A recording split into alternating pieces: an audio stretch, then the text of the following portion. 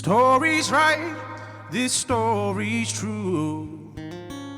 I would not tell lies to you, like the promises they did not keep, and how they fenced us in like sheep. Said to us, come take our hand, set us up on mission land. Taught us to read, to write and pray. Then they took the children away, took the children away. Yeah, the children away. Snatched from their mother's breast, said this was for the best, took them away. The welfare man and the policeman said you've got to understand, we'll give to them what you can give, and teach them how to really live. Teach them how to live, they said. Humiliated them instead. Taught them that and taught them this, and others taught them prejudice. Took the children away. Yeah, the children away. Breaking their mothers' heart, tearing us all apart, took us away. One dark day on Framingham, you came in, didn't give a damn. My mama cried, go get their dad, and he came running, fighting mad. Mother's tears were falling down. My dad shaped up and stood his ground. He said, you touch my kids and you fight me. Then they took us from our families. They took us away. Yeah, they took us away. Snatched from our mother's breast, said this was for the best, took us away.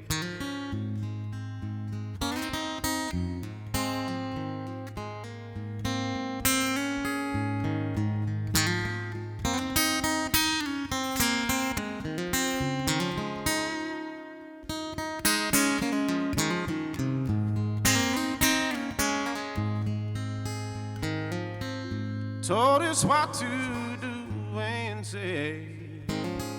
Told us all the white man's ways. Then they split us up again and gave us gifts to ease the pain. Sent us off to foster home.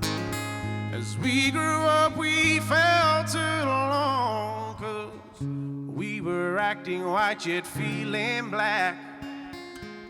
One sweet day, all the children came back.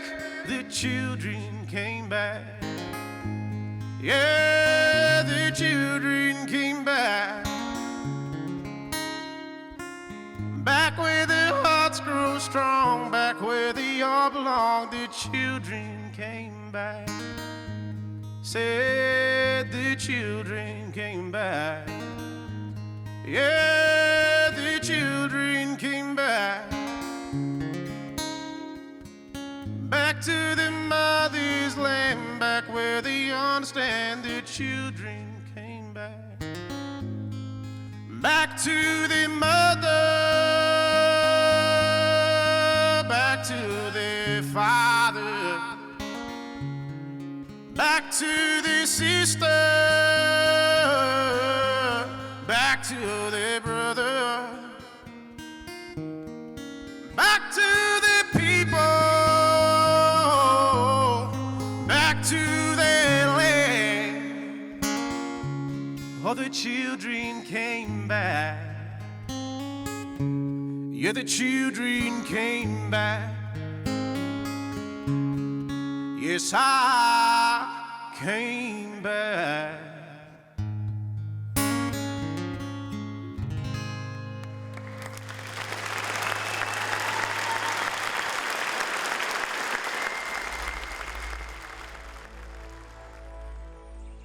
The impacts that past government policies have had on Aboriginal and Torres Strait Islander people is generations of trauma.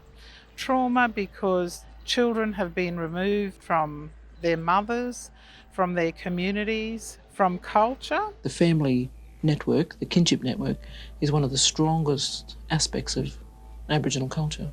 They knew that if they separated, especially younger generation people from older generation, then it would basically lead to, people forgetting maybe about their culture or a whole lot of confusion. Following decades of devastating government policies and practices focused on assimilation, the 1970s and 80s was a pivotal moment in the lives of Aboriginal and Torres Strait Islander people. Our suffering and injustice was slowly beginning to be recognised. The voices of our people were starting to be heard. The Brisbane Aboriginal and Islander Childcare Agency was formed to address the challenges facing children as a result of forced removal, and quickly saw a need for a dedicated program to reunite families. My name is Beverly Johnson. I'm the first coordinator of Link Up in 1984. We didn't have any money. I started to work on my own. I went around and handed out pamphlets about Link Up. Then I just got people ringing up, and then they say, "How you going with mine?" And I said, "Oh, I'm trying everybody's. I'm not picking just certain people." I said, "But it's really hard because there's only one person here right now." From humble grassroots beginnings, the work of Link Up Queensland quickly grew into a trusted and professional service, committed to supporting our people learn their truth and reconnect with their true identity. My name is Ruth Lawley. I'm the Research Manager here at Link Up Queensland. So I started at Link Up in 2009, 15 years ago now. I'm very much still dedicated and passionate about the work that we do. I love my job. We became the first Link Up service in Australia to have a research team. When I first started, Link Up looked a little bit different. It was based on a caseworker counsellor model, predominantly dictated by the funding body at the time. And I was basically the first researcher to come in, and I was asked to conduct specialised research for the more complex cases.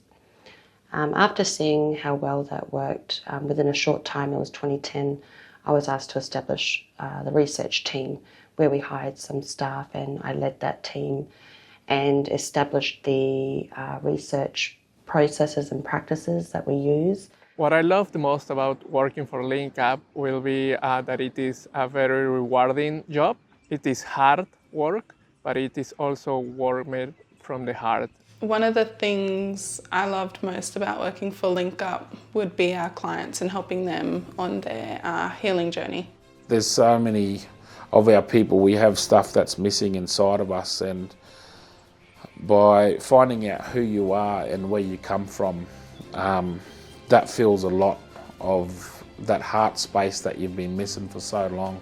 I personally have had a life-changing experience since becoming a client in 2012. Not only are the researchers the best, the counsellors are always there with an ear to listen and a shoulder to cry on. A lot of our mob come in, they're a bit shy, they're a bit shamed. They don't want to speak much until you start yarning with them and you build that rapport over those years, and that's why we keep getting them coming back, which is good too for like our morning teas and that, because we have, some of our old clients still showing up and giving support to our new clients and sharing their journey and what they've overcome in their life. Hopefully when they leave us, or they don't really ever leave us, they stay within our community, but towards the end of their journey, feeling a bit more complete and whole, and having connected with maybe not just their families, but who they are as a person. Without Link Up, there's no possible way I would have even found my way home.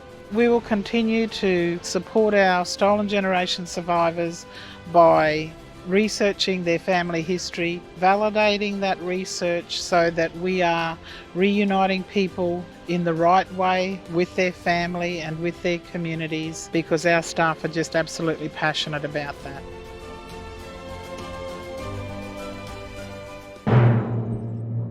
Ladies and gentlemen, please welcome your hosts for this evening, Latia Sheaf and Taj Minikon.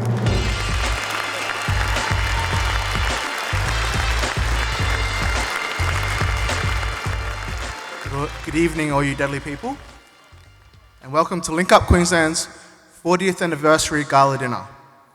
My name is Taj Minikon. I'm a proud Cubby Cubby, Garang Garang and Wiradjuri man with bloodlines in the Torres Straits and South Sea Islands. And I'm Latia Sheaf, a proud Yagara and Wiradjuri woman. Together, we're honoured to be your hosts for this very special event.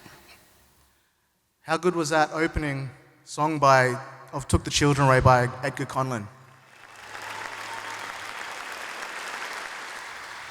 Tonight we come from far and wide to gather here in the beautiful city of Brisbane, and I now invite Tribal Experiences to officially welcome us onto country. Many years ago, this land was what we once called Birunul, the flat treeless plain. There were no creeks, no rivers, no mountains. Then Bayomi God, he came down from the heavens of Biruli, and Biruli, he was someone similar to Jesus. They created two brothers. One was the dolphin brother, which we call Gowanda. The other brother was the Gowenna brother, which we call Yowogara. You see, they had a big disagreement. So the Gowenna brother, he declared war. The Gowenna brother, he rounded up all the land animals. The dolphin brother, he rounded up all the sea animals.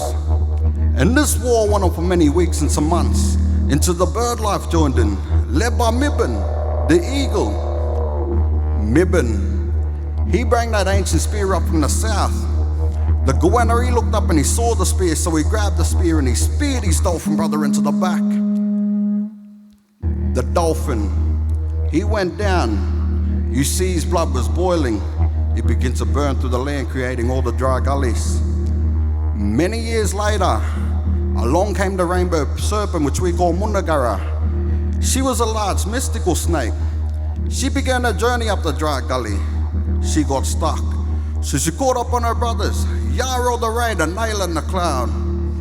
They created the big Mugara, the big storm.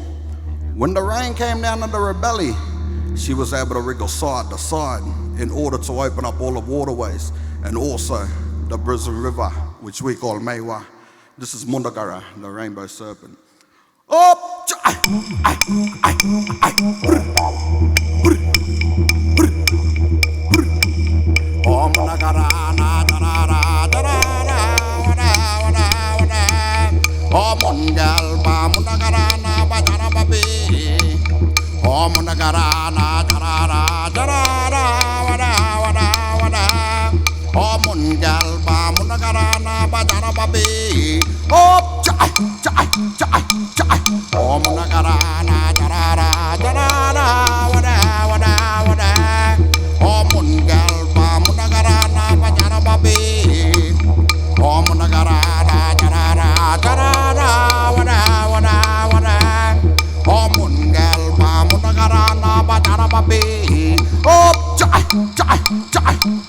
yeah, the brothers Yarrow the rain, the nail in the cloud, and the big Mugura Boga came. Amugra Bumala Bumala, Mugra Bumali, Omgra Bumala Bumala, Mugra Bumali.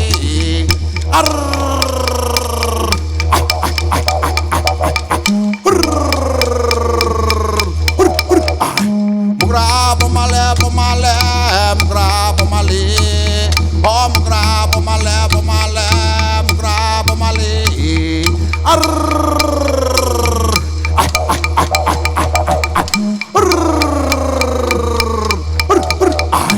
Mugra Bumala Bumala, Mugra Bumali. Mugra Bumala Bumala, Mugra Bumali.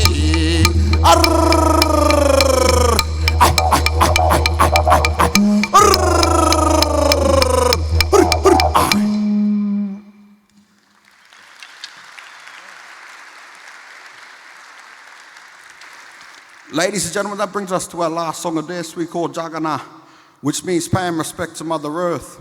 For we as Aboriginal people believe that we don't own the land owns us. We're just here to look after and maintain it as best we can. This is Jagana, Mother Earth.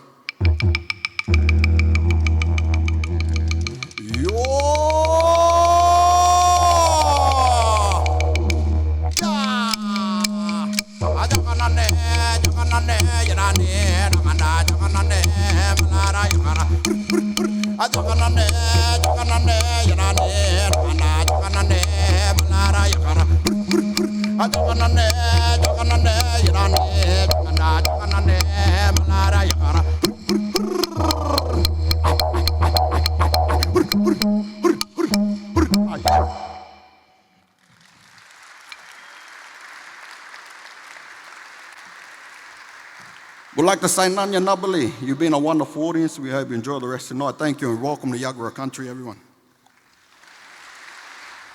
Thank you, Tribal Experiences. And we'd also like to pay respect to our elders and to all Aboriginal and Torres Strait Islander peoples in attendance and acknowledge our non-Indigenous friends and supporters who are sharing in our celebrations tonight. We're delighted to have you all join us as we take a look back at the achievements of this small, community-led organisation and the incredible impact it has had on the lives of so many. Tonight is also about celebrating the remarkable strength, courage and determination of Stolen Generation survivors and descendants, many whom are here with us, and we also remember those who are sadly no longer with us. Also here tonight are representatives from our sponsoring organisations. I might get a little tongue-tied because there's so many of you deadly followers, so just, bear with me a little bit.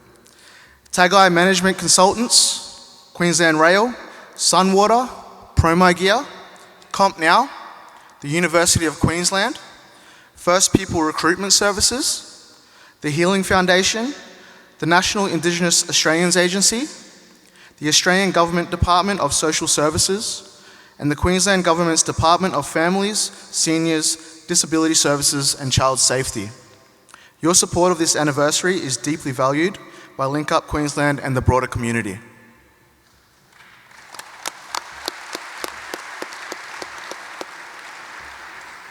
We would also like to acknowledge those who are unable to join us this evening but have sent their warm regards. This includes Her Excellency, the Honourable Dr. Jeanette Young, Governor of Queensland, the Honourable David Crisafulli, Premier of Queensland, Senator the Honourable Melodiri McCarthy, Minister for Indigenous Australians and Queensland, Minister for Aboriginal and Torres Strait Islander Partnerships, the Honourable Fiona Simpson. We thank them for their support and commitment to the journey of healing for Stolen Generation survivors and their families. We also wish to recognise and celebrate the contributions of everyone who has been part of Link Up Queensland's journey over the last 4 decades. Our elders and founding members and subsequent board directors who have volunteered tirelessly their time, effort and wisdom to staff, volunteers and supporters. It's been a real team effort and your input has played a vital role in the services that we continue to deliver. For those that don't know, both Taj and I work in the service delivery team at Link Up Queensland and see firsthand the genuinely positive difference this organisation makes in the lives of so many.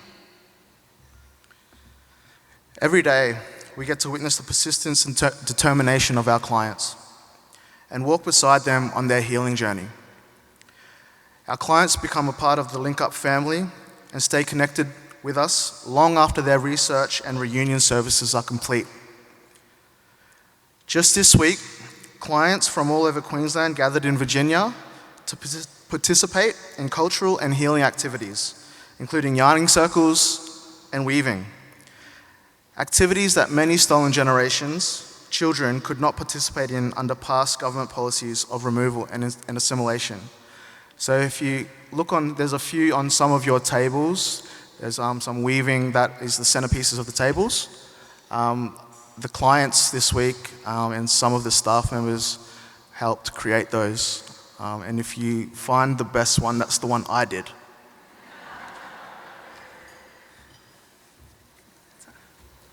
Whilst we're on the topic of courageous, determined people, we're privileged to introduce our first guest speaker for this evening, Stephen Mam, a prominent community leader of Torres Strait Islander descent. Stephen's family have made significant contributions to the lives of Aboriginal and Torres Strait Islander peoples in Queensland and beyond. Stephen's address will be followed by a video message from the Minister for Indigenous Australians, Senator the Honourable Malarndirri McCarthy. But first, please join us in welcoming Stephen Mam.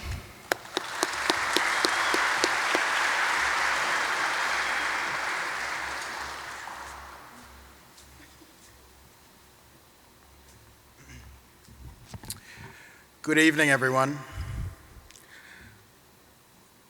My name's Stephen Mam. I'm a Torres Strait Islander from Brisbane. And I'd like to pay my respects and acknowledge the country that we're meeting on today and the traditional custodians, the Yagara peoples and the Turrbal peoples. I'd like to acknowledge our elders, all First Nations people here today, our allies. I'd like to acknowledge our young people.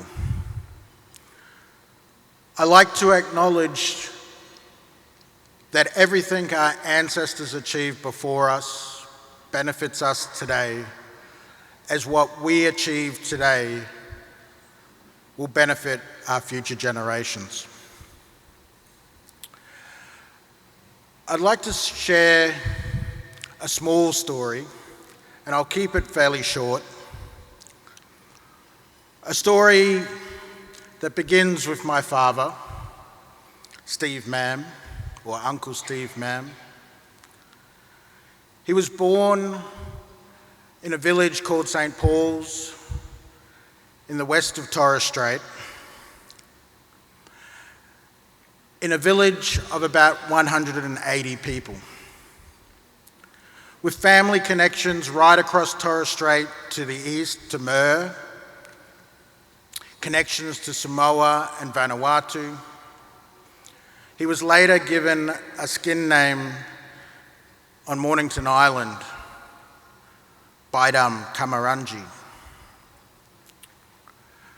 My mother is German-Russian, and I had a second mum, my stepmum, who was an Aboriginal lady who grew up on Palm Island. I'm very honoured to be here today as a Torres Strait Islander living on Aboriginal land. I've been blessed to be able to work with community. And I think back when I'm in this room with so many families and so many people that have been involved in this community for decades, that in the 60s, my father ended up in jail. He was in jail for hitting somebody that assaulted somebody else. And it was while he was in there that he met one of the great mentors, Pastor Don Brady. Uncle Don took my father under his wing, and in 1967, my father walked to Canberra to campaign on the referendum.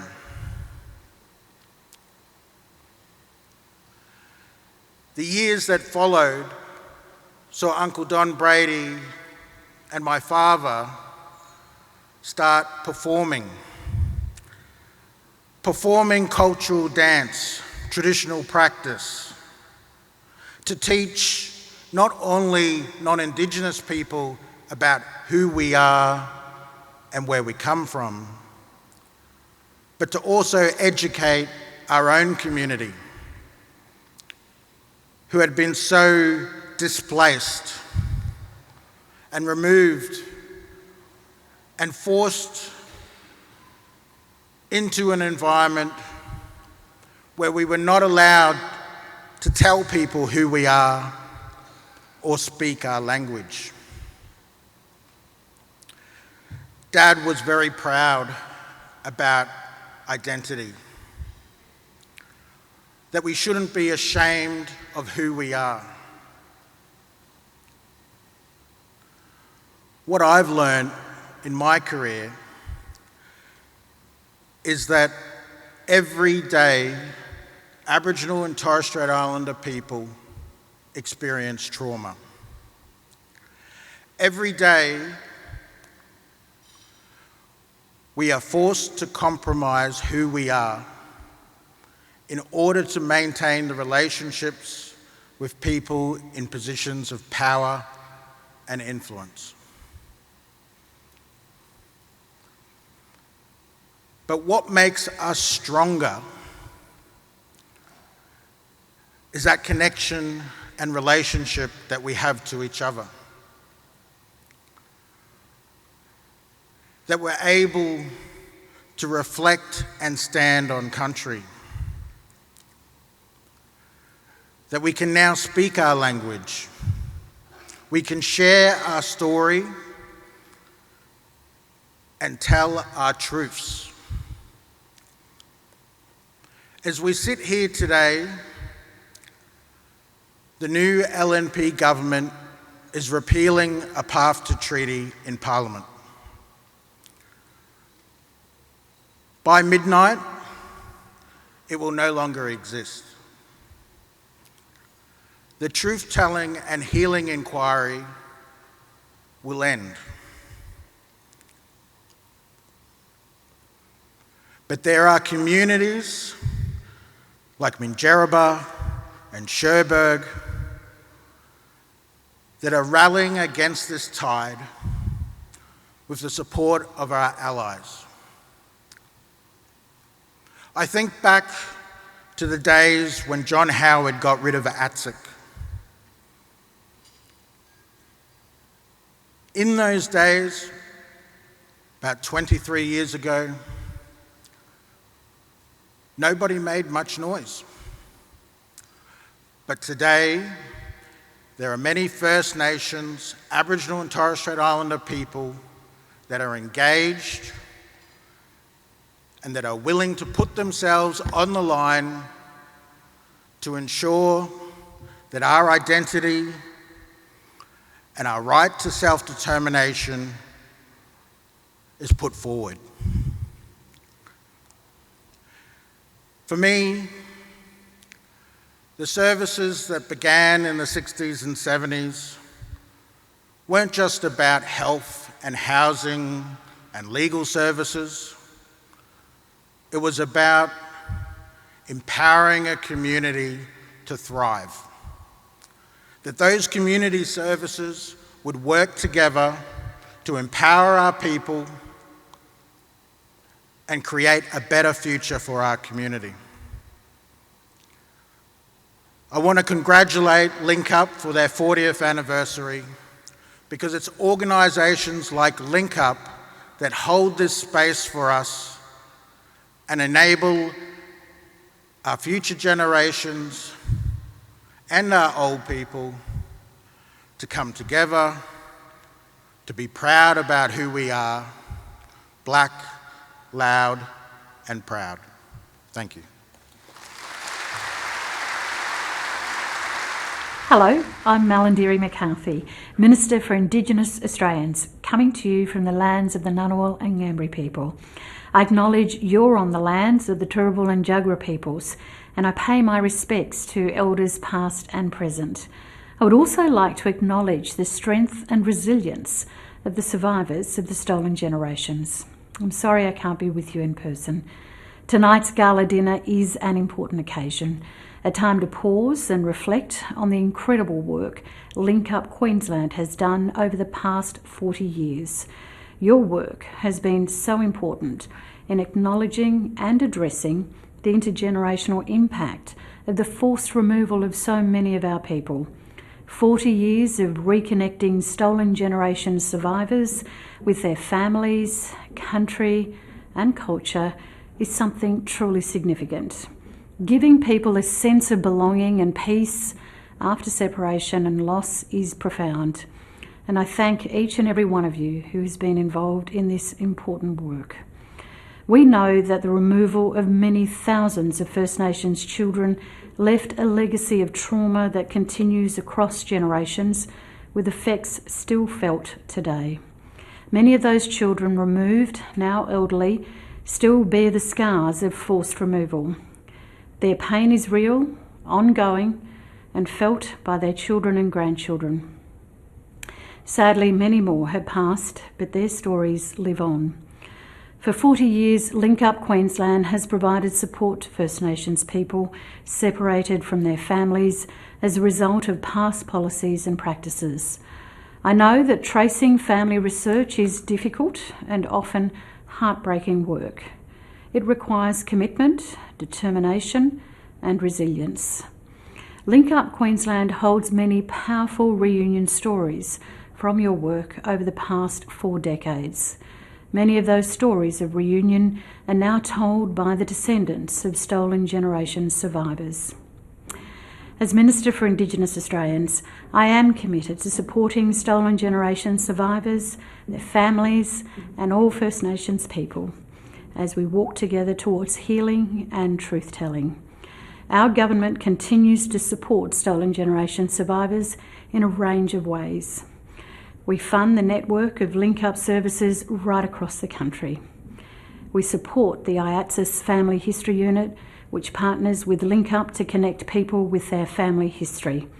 We provide funding to the Healing Foundation, who support and advocate for stolen generations organisations and survivors. We're delivering the Territory Stolen Generations Redress Scheme, which has provided nearly 1,000 applicants with close to $80 million. And as survivors age, we're making reforms in aged care to ensure they get the quality support they need. This includes the new Support at Home program, which by 2035 will help 1.4 million Australians, including survivors, to remain in their homes and communities for as long as they choose. It's important that we continue to support stolen generation survivors and their families. I know that you will carry on with this work tomorrow and the day after. But tonight, take a moment to reflect on all you have achieved over the past 40 years as we remember everyone who has come and gone. Your contribution is something to be rightly proud of. Enjoy your evening, and thank you.